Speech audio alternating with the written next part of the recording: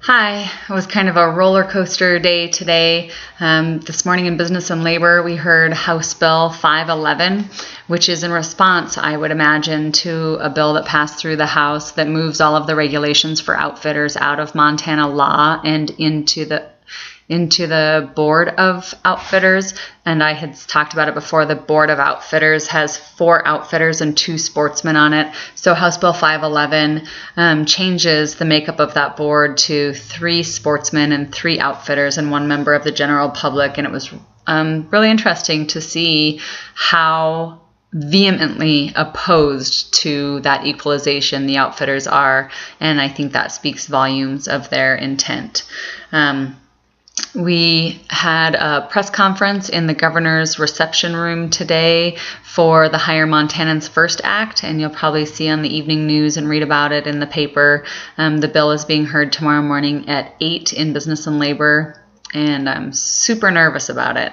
It's a great bill, and I think that we have good support. I'm just nervous to be the person carrying the bill and giving the presentation.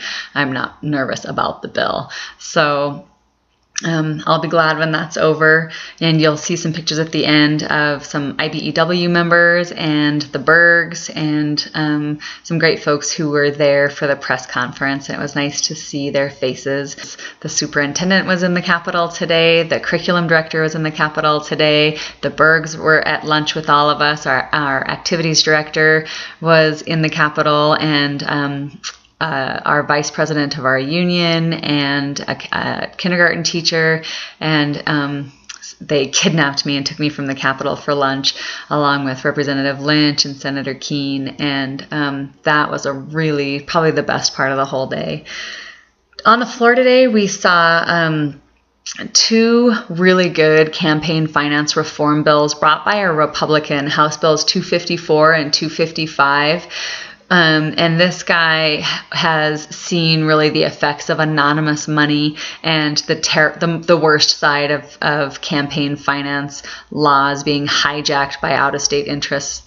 And so you should definitely look at the vote on House Bill 254. Only 18 people voted against it, and I think that's a key vote for you to see who really isn't standing up for Montana values when it comes to these out-of-state interests spending money to influence Montana law.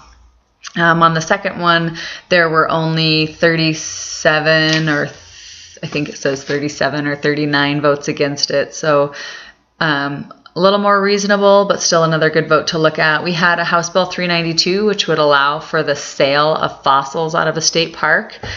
An interesting discussion. Best bill of the day, House Bill 446, says that shooting a gun is not disorderly conduct. It says, out of all the things that are disorderly conduct, shooting a gun is the only thing that we should take out. And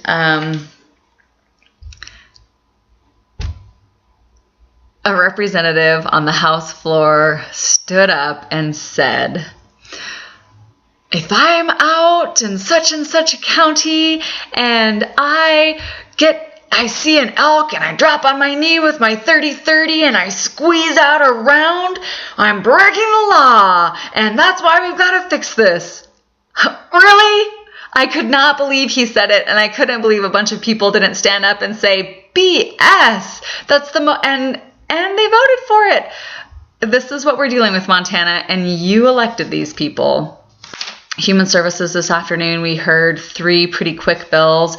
One that says parents who give a child up for adoption cannot withhold the child's original birth certificate after the child is 18. So anyone who is adopted after they turn 18 has a legal right to their birth certificate and the names of their original birth parents. One bill that allows for EpiPens to be prescribed to healthcare workers and first responders who complete some certain training, and a Jerry O'Neill bill that says before courts keep kids from their parents, they have to have clear and convincing evidence that the kids are in harm, which sounds good, but there were no proponents, there were no opponents, and it'll be interesting to see how the committee votes and what the discussion is like on that. I also heard today at the end of my day that House Bill 166, the win-win bill, was failed in committee on party votes and then was tabled. So that's disappointing. I've had 2 bills pass through the process, but I would have liked to have seen them do the right thing with that bill and the right thing for the students in the state of Montana. So see you tomorrow.